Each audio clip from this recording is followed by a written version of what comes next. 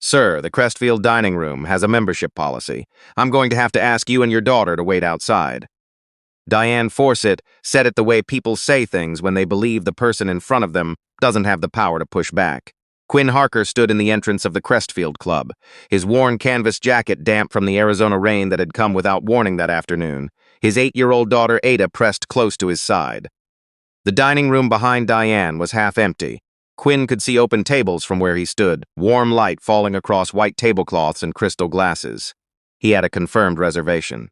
He had also, 11 years earlier, poured everything he had into building this place, named it for the ridge behind the mesa, chosen every stone in the wall, and hung the bronze lanterns in the entryway himself because Rebecca had said she wanted the light to feel like late afternoon even at night.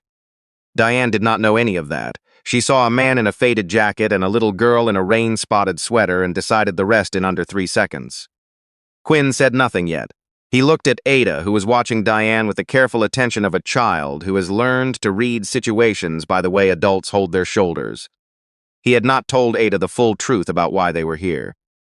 He had only said they were visiting the resort where her mother used to come when she needed to feel like herself again. Ada had nodded, because she understood that some places belonged to the people who were no longer around as much as to the living. What Quinn wanted to discover, what he had spent 3 weeks preparing to discover, was how far the rot had traveled since he had stopped coming to check. The complaints had started appearing 8 months earlier, filtered through the general inbox of Harker Hospitality's corporate office. They came in small numbers at first, which was why his senior team had buried them in a weekly summary he barely had time to read. But the language was too consistent to ignore. Guests described being assessed at the door. Long-term members reported that reservations had been quietly reassigned when someone more prominent arrived. Staff who had worked at the Crestfield for years were leaving without giving reasons, and the ones who stayed were saying as little as possible in exit interviews. Lawton Dyer, the general manager Quinn had promoted 4 years ago, kept sending reports that looked immaculate. Guest satisfaction scores in the 92nd percentile. Member retention up 7% year over year. Staff morale described as stable and engaged. The numbers were too clean. The complaints were too specific. The gap between them was too wide to explain away. Quinn had built Harker Hospitality around one conviction, that luxury should feel like being known, not being assessed. Rebecca had said it better. She used to tell him that a truly great resort didn't make guests feel important. It made them feel safe. There was a difference, and the difference mattered. Rebecca had loved the Crestfield above every other property in the portfolio. She had spent the last weeks of her illness here in a ground-floor suite where the windows opened wide enough to let the desert air in, and where Ada, not quite 6 at the time, had learned to count the red rocks on the horizon before falling asleep. When Rebecca died, Quinn had stopped coming. The grief made the place feel like looking directly at the sun. He had trusted Lawton to protect what they had built. He should have known better. He arrived on a Wednesday evening in late October, driving himself from Phoenix in a rented sedan, carrying a worn duffel bag he hadn't used since a camping trip 4 years ago. He wore a canvas work jacket, dark jeans, and boots that had seen better years. Ada sat beside him in the back seat most of the way, reading until she looked up and recognized the mesa rising against the fading sky and said quietly, "Is that it?" "That's it," Quinn told her. She pressed her hand against the car window and did not say anything else until they pulled into the long drive leading to the resort entrance. The first thing Quinn noticed was the valet. A young man in the resort's burgundy uniform stepped forward to greet the car ahead of them, a black Mercedes, with a wide smile and immediate attention. When Quinn pulled forward, the same man glanced at the rented sedan and took a half step back before deciding to approach. He did not offer to take the bag. He gestured toward a parking structure instead, the one reserved for day visitors. "We're checking in," Quinn said. He gave the name on the reservation, Nathan Harker. Not a lie, but not the name anyone in the building would connect to ownership. Inside, the lobby was still beautiful. The stone walls, the copper installation above the central fireplace, the way the light came through the clerestory windows in bands of amber and ochre. Rebecca had spent 2 days deciding on that glass. The warmth of the space was intact. But something beneath the warmth had changed. Quinn saw it in the small things. A front desk clerk who smiled brightly at the couple ahead of them and let her expression flatten before they had fully moved away. A concierge who walked past an elderly woman trying to read a directions map without offering to help. A bellman who made eye contact with Quinn's worn duffel bag before making eye contact with Quinn. The check-in clerk found the reservation quickly enough. but then mentioned that the room wouldn't be ready for another 90 minutes, even though the confirmed arrival time had been 2 hours ago. She did not suggest the lounge. She did not offer a drink or a place to sit. She indicated a row of benches near the entrance, the same benches guests used while waiting for the Trailhead shuttle, and returned to her screen. Ada sat down without complaint. She set her book on her lap but did not open it. She was watching the lobby the way she watched new classrooms on the first day of school, cataloging, measuring, deciding. "Dad," she said after a few minutes, "that man got his room right away." Quinn followed her gaze. A man in a press suit had arrived after them and was already being handed a key card and offered a personal escort to his suite. "I see," Quinn said. "Did they make a mistake with us?" "No," Quinn said, "they saw us."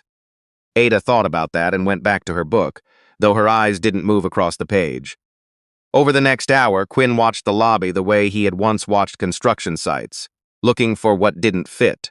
A family with 3 young children tried to ask about early dinner seating and were told to check the app. An older man in a button-down shirt asked if someone could call a car to take him to town, and was told that service was for premier members only, even though his rate clearly included transportation.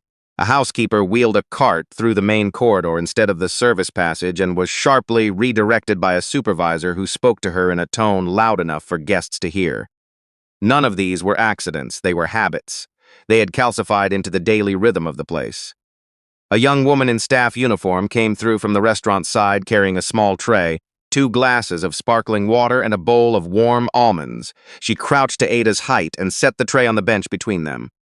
"You've been waiting a while," she said. Her name tag read Paloma. "I thought maybe the little one could use something." Ada looked up with immediate gratitude and reached for a glass.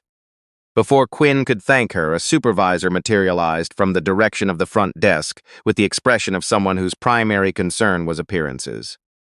"Paloma," the word came out flat and final. "What are you doing away from your station?" "The child has been sitting here for an hour," Paloma said, without apology but without aggression.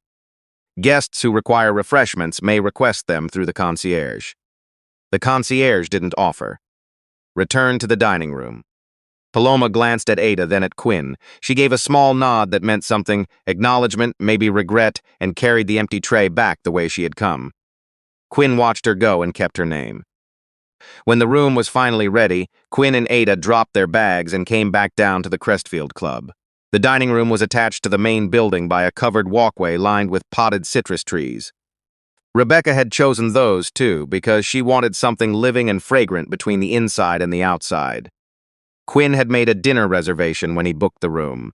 He had asked specifically for the corner table near the east window, the one that looked out toward the mesa, where Rebecca used to sit with Ada asleep against her shoulder and tell Quinn that the rocks looked like they were breathing in that light.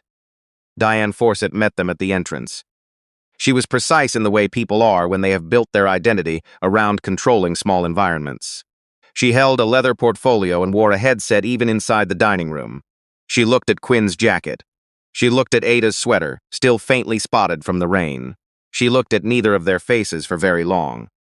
"The Crestfield is a member's dining experience," she said. "This evening we're at capacity for non-member guests." Quinn glanced past her. He counted 6 empty tables without trying. "I have a dinner reservation," he said. "Confirmed this morning. Nathan Harker, 2 guests." Diane consulted her portfolio. She looked for approximately 5 seconds. Not long enough to check anything carefully. "I'm not finding that reservation." Quinn showed her the confirmation on his phone, including the specific table request and the confirmation number. Diane read it. Something moved behind her eyes, a brief flicker of recalculation before her expression settled back into its professional blankness. "There appears to have been a system error. That table has been reassigned." "To whom?" "I'm not at liberty to share that information." "They're empty tables. Those are held for premier members and their guests. The confirmation I received makes no mention of a membership requirement. The Crestfield has always operated with an understanding of its clientele." Her gaze dropped to his boots and returned to his face. "Certain expectations are simply implicit." Ada moved closer to Quinn's arm. "What does implicit mean?" she asked. Diane did not answer her. 4 guests arrived from the direction of the lobby, laughing easily, moving with the confidence of people who expected space to arrange itself around them. One of them called out Diane's name by first name. Diane's entire bearing changed. Shoulders dropped, smile appeared, the leather portfolio pressed warmly against her chest. "We didn't reserve, but I'm sure you can work something out," the man said. "Of course," Diane said. "Give me just a moment." She walked them to the east window table, Rebecca's table. She had a candle lit before Quinn could fully process what he was watching. Ada followed the group with her eyes. When she turned back to Quinn, her voice was careful in the way children's voices get when they are trying not to show their hurt. "Dad, that was the table you asked for." "Yes." She was quiet for a moment. "Is it because we don't look like members?" Quinn looked at Diane's back as she arranged menus for people who had not reserved. He thought about Rebecca, who had believed with her whole self that dignity was not something you earned by the price of your jacket. He thought about what Ada would carry from this evening, not just the memory but the lesson embedded in it. "There is nothing wrong with how we look," he said, "and there is nothing wrong with us." Ada nodded, but she did not entirely believe him yet. He could see that. "Then why won't they let us in?" "Because some people have forgotten that courtesy belongs to everyone." She looked at the candle on their table through the window. "Would they act different if they knew who you were?" Quinn watched Diane place a dessert menu in front of the man who had not reserved.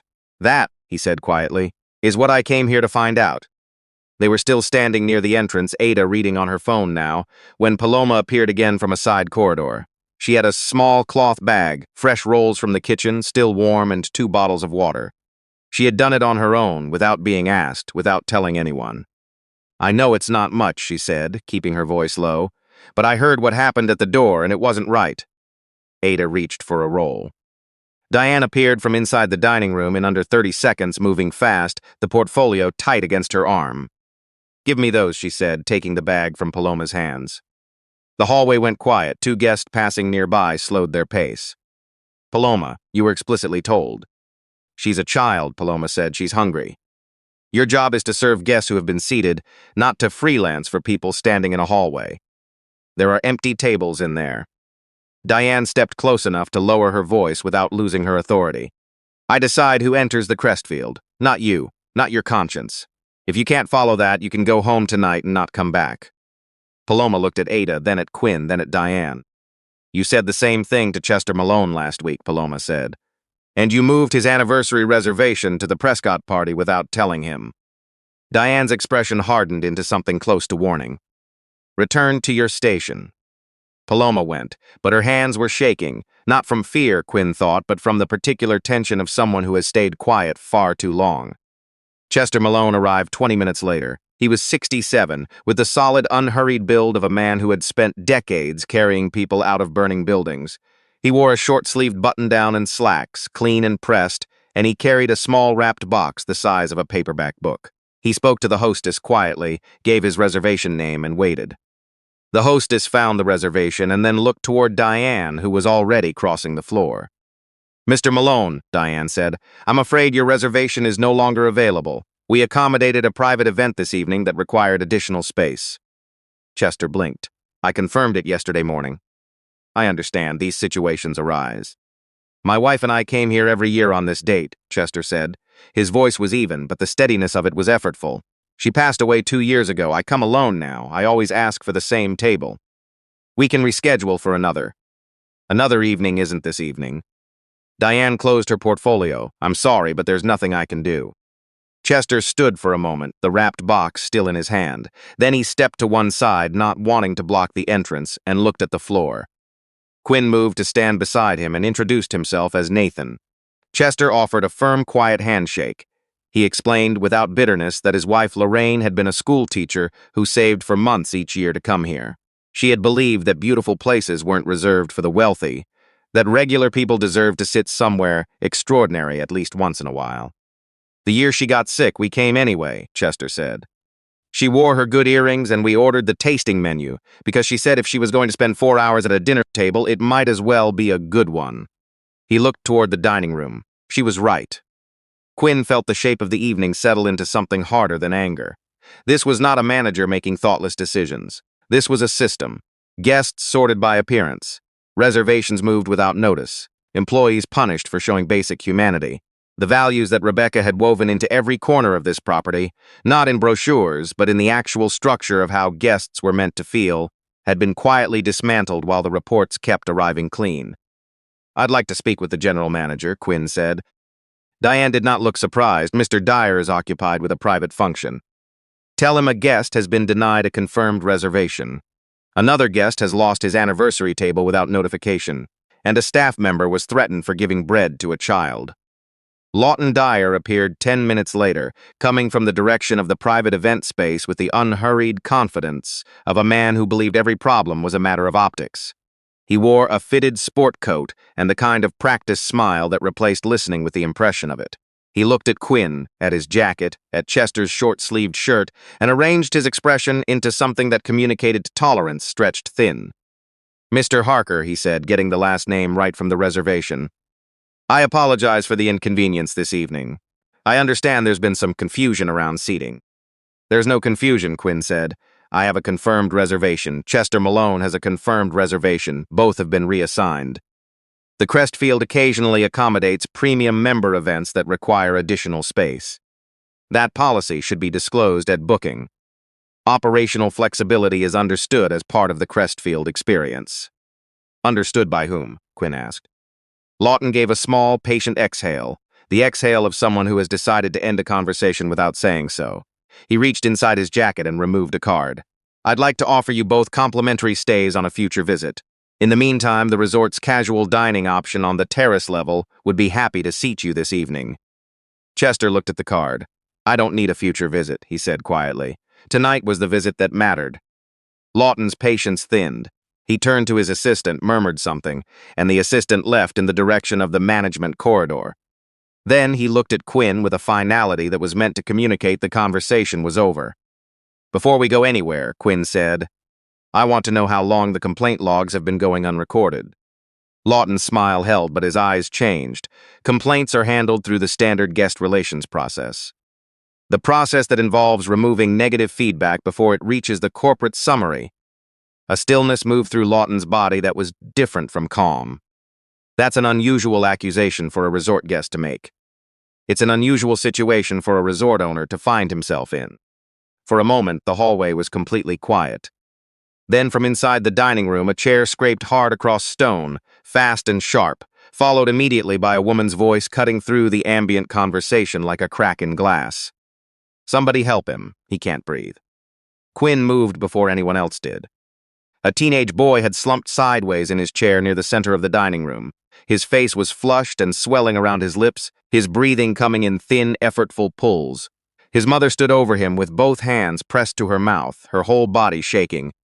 "He's allergic to tree nuts," she said as Quinn reached her. "I told the hostess when we sat down. It was on the reservation notes. He has a severe allergy," I told them. Paloma was already at Quinn's shoulder. "What do you need?" Quinn scanned the room, then looked directly at her. "The first aid cabinet in the service corridor, northeast corner, behind the wine storage panel. There's an epinephrine kit. Move." Paloma ran. Quinn turned to a server standing motionless near the pass. "Call 911. Tell them anaphylaxis, Crestfield Club at Harker Ridge, ground floor, north entrance." He looked at another staff member. "Clear a path from the north service entrance to the freight elevator. Don't use the main lobby elevator. It cycles to the upper floors between 7 and 9 for housekeeping." The staff member looked toward Diane. "Do it now," Quinn said. The authority in his voice, not loud, not aggressive, but utterly certain, moved through the room like a change in air pressure. People started moving. Paloma returned from the service corridor with the kit, exactly where Quinn had said it would be. He administered the epinephrine carefully, spoke to the boy's mother in a calm, steady voice that kept her from dissolving entirely, and kept the boy upright until the paramedics arrived through the north entrance 12 minutes later. The boy's breathing was stabilizing by the time they wheeled him out. His mother gripped Quinn's arm before following. "You knew where to look," she said. "The team saved him," Quinn told her. "Stay with your son." As she disappeared into the elevator, the dining room was completely still. Lawton stood near the entrance, watching Quinn with an expression that had moved through several phases and landed somewhere unnameable. Not quite shock, not quite calculation, but a mixture of both. "You knew where the kit was," he said. "Yes." "You knew the elevator schedule." "Yes." "You knew the service corridor layout." "I built it," Quinn said. The elevator at the end of the corridor opened 2 minutes later. Philippa Brandt walked out first. Chief Operations Officer of Harker Hospitality, steady and unhurried, carrying a legal-size folder and the particular expression of someone who has been waiting a long time to do something she should have done sooner. Behind her came 3 members of the corporate audit team. Every face in the dining room recognized Philippa from company-wide meetings. She walked past Lawton without acknowledging him and stopped in front of Quinn. "Mr. Harker," she said, "the full reservation archive, complaint logs, staff communication records, and billing adjustments from the past 14 months have been secured. The system used to alter guest satisfaction scores before corporate submission has been documented and preserved." Diane's leather portfolio slipped from her arm and struck the floor. Lawton straightened his jacket. "Quinn, I had no idea you were here personally. Obviously, if we had known—" "That's the point," Quinn said. "There have been pressures on the property this year. Staffing shortages, revenue targets." "Lawton," Quinn stopped him. "You falsified the reports, you removed guest complaints, you cut the staff training budget and increased your own bonus. You allowed a system to exist in this dining room where people were turned away based on what they were wearing. And tonight, a boy nearly died because an allergy warning on his reservation was not passed to the kitchen." He looked at Diane. "Because moving guests through seating quickly was more important than reading the notes." Diane opened her mouth. Nothing came. Philippa set the folder on the nearest table and opened it. She read from the preliminary audit findings calmly and completely. 431 complaints removed from the guest records system over 14 months. Member satisfaction scores systematically adjusted upward before corporate submission. 2 previous allergy near misses that had never been reported to corporate or to the health authority. Unauthorized surcharges added to bills after checkout. Staff members who raised concerns having their schedules cut without documentation. And a private classification system maintained by Diane that categorized incoming guests by visible indicators of wealth and adjusted service levels accordingly. When she finished, the dining room was very quiet.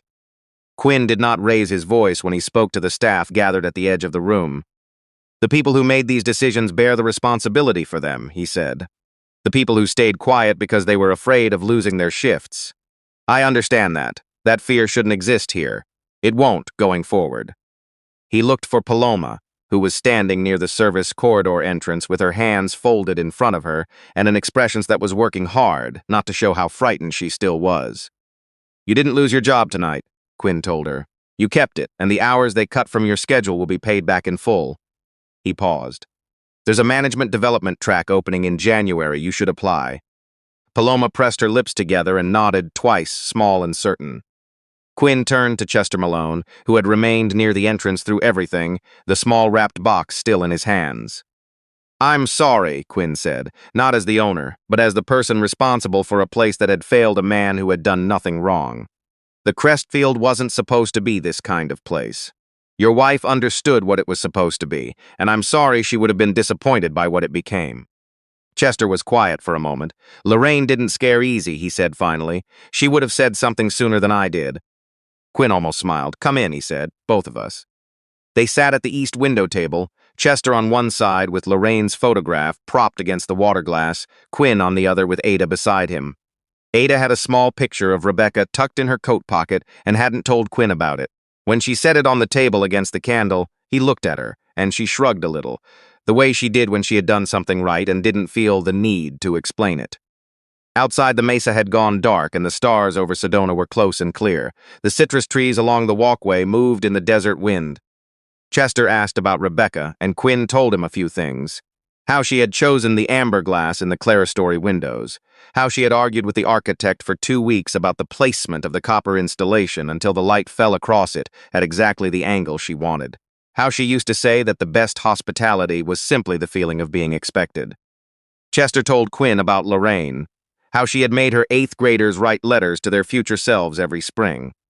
How she had worn the same pair of good earrings to the Crestfield every year because she said a beautiful place deserved to be honored back. Ada listened to both of them and ate her dinner and did not say much until they were nearly finished. "Dad," she said, "if you own this place, why didn't you just say so when they were being mean?" Quinn set down his fork. Outside, the stars were still there. "Because I needed to know how they treated people when no one important was watching." Ada turned that over. Were they always like that? No, once they were different. What changed? I stopped paying attention, Quinn said. I trusted the numbers instead of walking through the door. He looked at her. That was my mistake, not just theirs. Ada nodded slowly, the way she nodded when she was filing something away for later.